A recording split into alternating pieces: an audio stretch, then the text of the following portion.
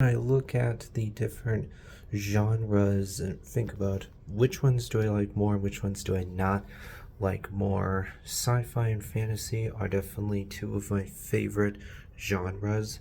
So I'm a fan of Star Wars, Star Trek, MCU, Harry Potter, Lord of the Rings, along with other franchises like Transformers, Planet of the Apes.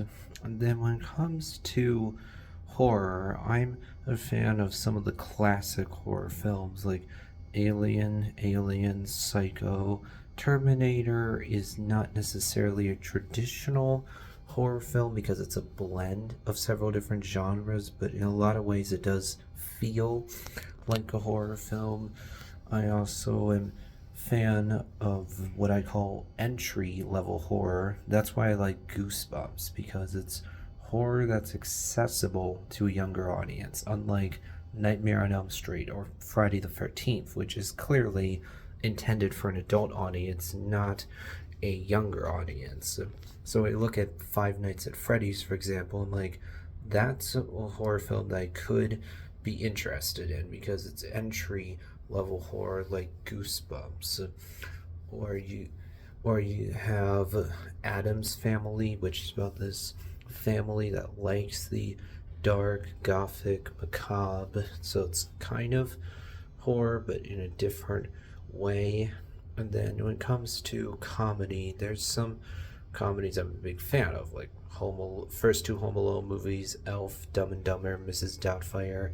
But I haven't really seen a ton of comedies.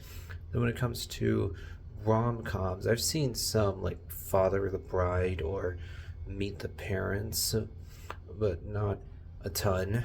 Then I've seen the Indiana Jones and National Treasure films, so I would say I'm a fan of straightforward adventure. When it comes to straightforward action, I've seen the John Wick and Equalizer films, along with the first Mission Impossible movie. So I'm a fan of straightforward action. Then when it comes to sports, I think that Sandlot, Rocky, Karate Kid are some of the best sports films out there. I've only actually seen the first Rocky at this point, the first Sandlot. I've seen all the Karate Kid movies. Then I'm a big fan of Cobra Kai as well.